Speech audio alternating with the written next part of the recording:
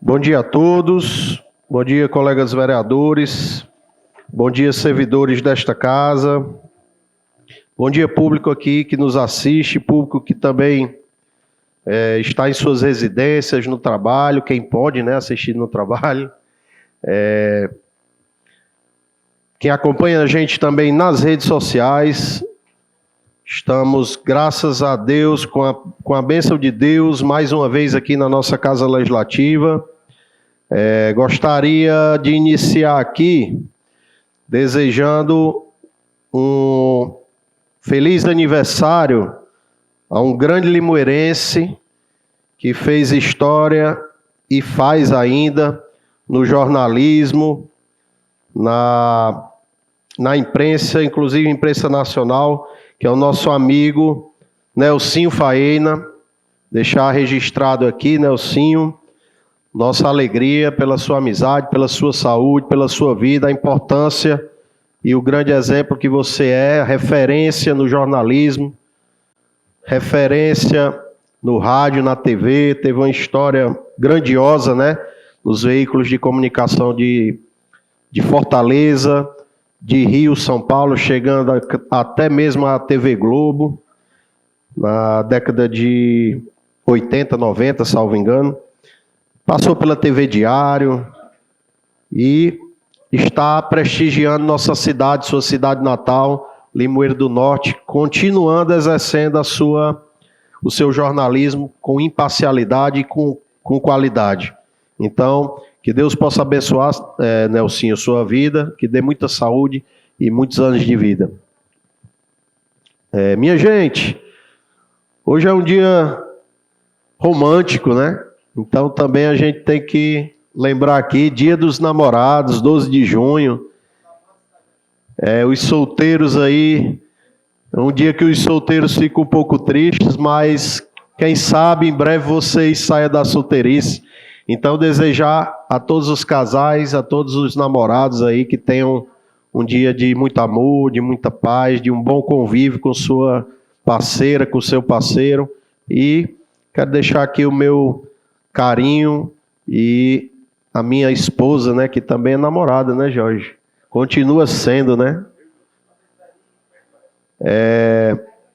Gente, tem outro dia também importante aqui, foi um pedido do colega Arimatea, que ele precisou ir para um evento em Tabuleiro, na Câmara de Tabuleiro, mas hoje ele pediu para a gente lembrar aqui que é o dia do sucateiro, uma profissão importante, que tem um valor social também, essas pessoas como ele, que também geram oportunidade de emprego, ajudam a preservar o meio ambiente, a dar uma destinação também correta às ferragens, aos ferros, às sucatas em si, e também é importantíssimo, é uma cadeia produtiva muito importante, é um pessoal, na maioria humilde, mas que tem um relevante papel social. Então registro aqui o dia do sucateiro com muita alegria e muita honra em nome do nosso amigo Arimatea da Sucata, Mais um dia, hoje também é outro dia também muito significativo, Dia Mundial contra o Trabalho Infantil. É uma realidade que no passado foi muito triste, hoje a gente já entende que ainda há desafios, temos que ser muito vigilantes, Nevildo? Você conhece bem essa realidade por conta do seu trabalho à frente do Conselho Tutelar, e o futuro de uma nação passa pela formação e o cuidado que a gente dá às nossas crianças. Então, não é que o trabalho, existe uma diferença muito grande, eu pelo menos penso assim, o trabalho infantil e ensinar o que é responsabilidade a uma criança. E são coisas distintas. Não é que uma criança não possa praticar dentro de casa uma atividade, não é que ela não possa colaborar na empresa do pai, da família, ou de um amigo, ou de um tio. Ele só não pode ser explorado para isso. Ele tem que fazer aquilo que ele gosta. Ele tem que estar lá de bom grado. Ele não pode ser responsável por algo que não cabe a ele. Então, o combate ao trabalho infantil é justamente para a gente evitar a situação de exploração e de abuso, porque muita gente ainda usa os filhos, as crianças, para que elas carreguem o fardo de levar sustento para casa. E esse não é o papel da criança. O papel da criança é estar em casa. Ela pode brincar de ser comerciante, ela pode brincar de ser marceneiro, de médico, de bancário, de dentista, de doutor. Ela pode estar até num ambiente de trabalho, às vezes, onde o pai, a mãe, um tio, a tia frequenta, ajudar em alguma coisa, mas ela tem que fazer isso livremente, sem pressão nenhuma de responsabilidade. Então, registrar aqui essa importância desse entendimento que a gente tem sobre isso. Meus queridos, semana passada, ou retrasada, salvo engano, a gente tocou num ponto aqui sobre a questão do vício em apostas e jogos. Eu tenho que tocar novamente nesse assunto, porque graças a alguma coincidência do destino, ontem eu vi uma matéria muito interessante no CETV, ou seja, essa pauta está ganhando também já atenção a nível de Estado, Jorge. Então, as pessoas estão começando a ver os danos à saúde mental, à saúde financeira das famílias, e o CETV fez uma matéria muito interessante, a partir de um estudo feito pelo Instituto Locomotiva, que cerca de 55 milhões de brasileiros fazem ou já fizeram alguma aposta, algum tipo de aposta. E um número muito gritante, que cerca de 40% deles estão na faixa etária de 14 a 24 anos. É assustador isso, porque a maioria desses jovens, desses adolescentes, eles não têm o sustento próprio. Então, eles estão, de algum canto da sua renda familiar, eles estão tirando dinheiro para fazer jogatina, para ser enganado por essas plataformas, por esses algoritmos. E aí, pensando nisso, pensando na economia popular, e a gente sabe que o Brasil enfrenta um outro grande problema, que é o endividamento familiar. A gente também apresentou um projeto que foi lido hoje, que cria um projeto de indicação visando criar o Programa Municipal de Educação Financeira e Apoio às Famílias Endividadas. O que é isso, Ciro?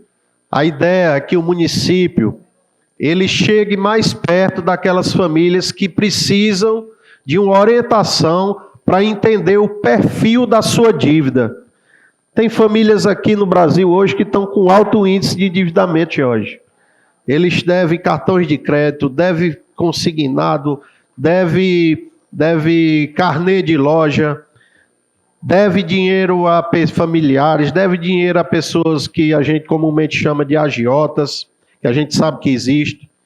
E aí pegam essa renda e muitas vezes procuram um outro dinheiro que tem um preço muito maior e essa bola de neve se torna impagável.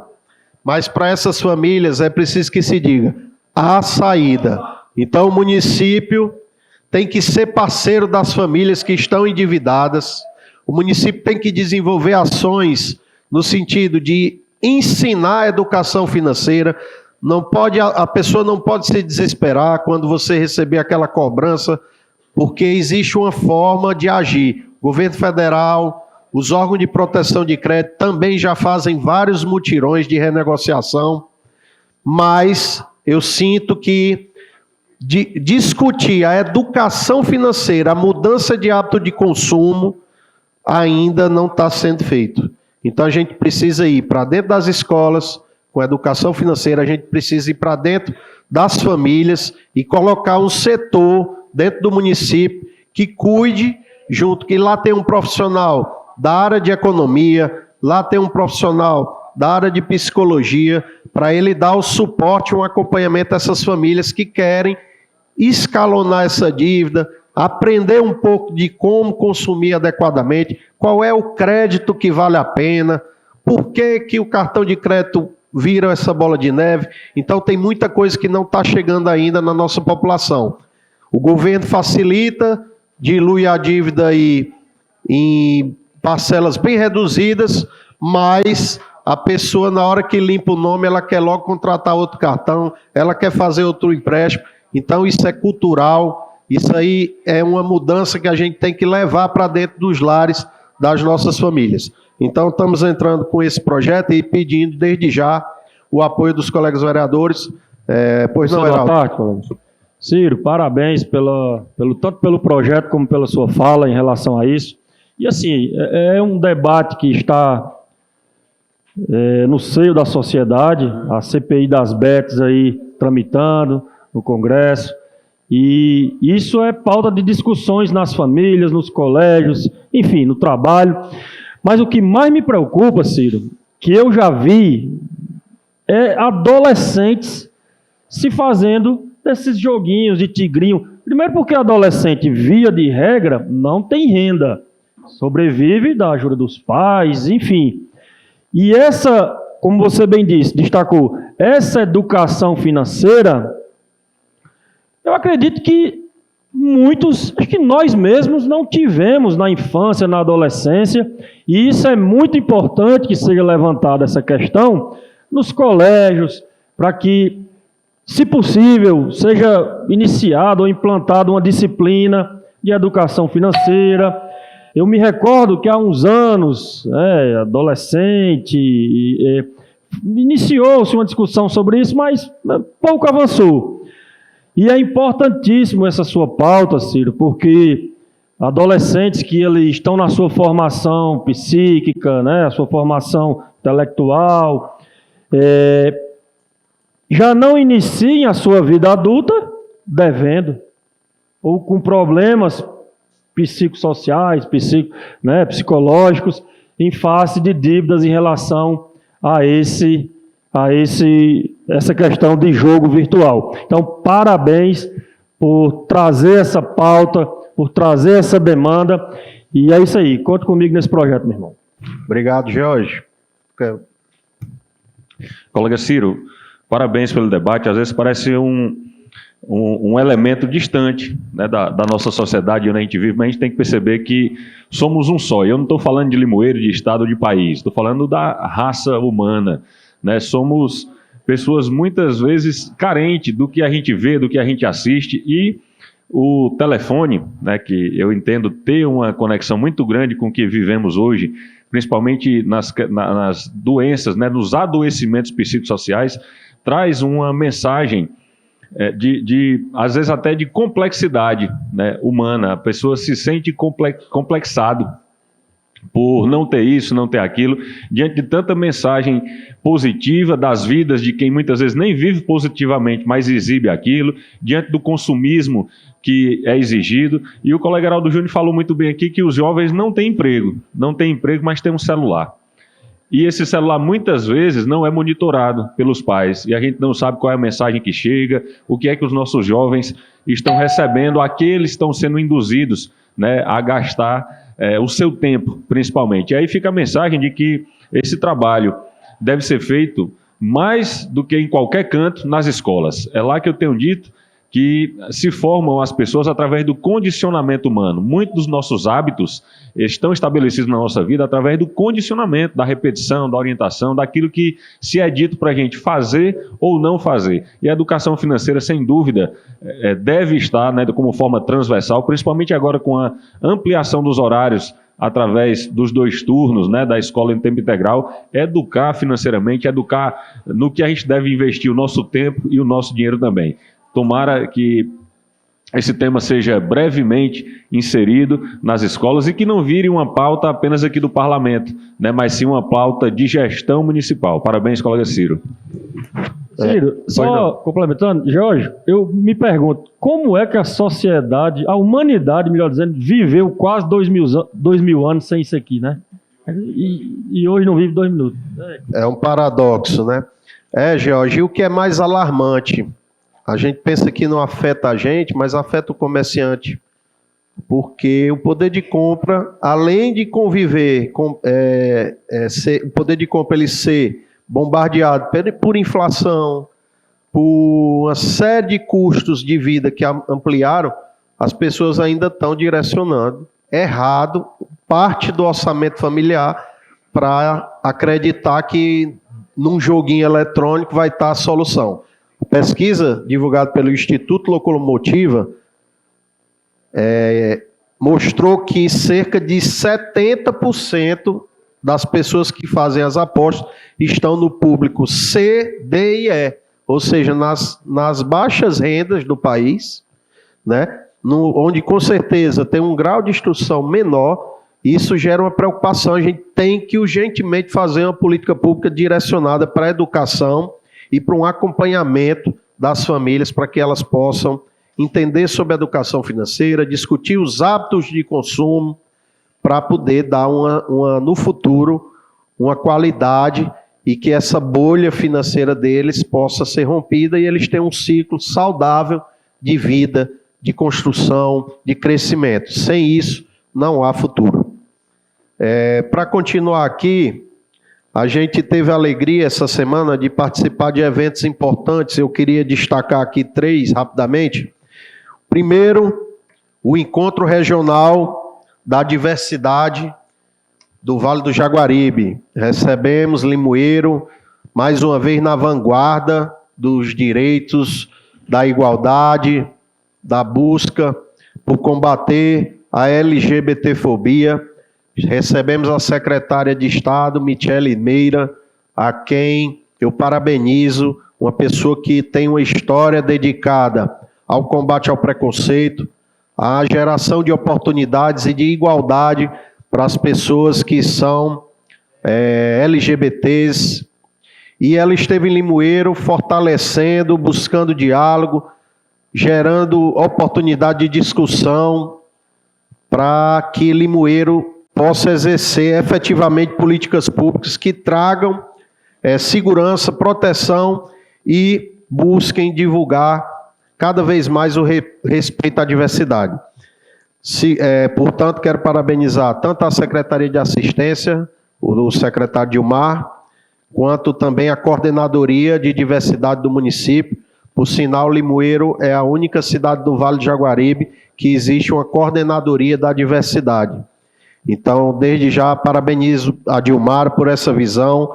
O Estado reconhece a importância de ter, dentro das estruturas administrativas, órgãos sensíveis ao combate ao racismo, que promovam a igualdade de gênero também. Outra conferência muito importante, Lauro, foi a 6ª Conferência Municipal das Cidades. Um encontro que tem como objetivo, Elisete, construir uma política de desenvolvimento urbano com inclusão, democracia, sustentabilidade e justiça social. É o futuro das nossas cidades que está sendo discutido. É um documento importante que foi formulado aqui essa semana e que vai para a conferência estadual e depois vai para a conferência nacional. Esse documento, Lauro, ele vai nortear e mapear o que é que as populações nas cidades estão ansiando, desejando que o governo federal dedique investimento, que o governo estadual dedique investimento. E aí eu quero também parabenizar toda a comitiva, toda a organização, dizer aqui com alegria que Limoeiro, a partir da plenária das pessoas que estavam presentes, definiu 3 propostas muito interessantes para que seja apresentado no Estado. Primeiro, uma proposta ampla de mobilidade urbana, acessibilidade e drenagem, envolvendo requalificação de ruas, calçadas, arborização, sinalização modernizada e um sistema mais democrático para as nossas ruas e calçadas, incluindo a zona rural. A segunda proposta foi a efetivação imediata de obras que estão lá no consórcio do lixo, como todo mundo conhece. Então, a gente botou como pauta essencial que o Estado avance rapidamente na conclusão dos nossos aterros, né? E a terceira proposta, Flauber, foi uma criação de uma área verde e parques urbanos no entorno do Rio Jaguaribe, visando uma preservação, uma redução do assoreamento e da destruição e devastação do nosso Rio Jaguaribe. O outro evento foi a PEC Nordeste, o colega Zé Neto citou, um case de sucesso, Limoeiro participando, levando os produtos dos nossos produtores. Espero que no ano que vem possa ser ampliada essa participação e que os nossos pequenos produtores da agropecuária se façam presentes. Obrigado.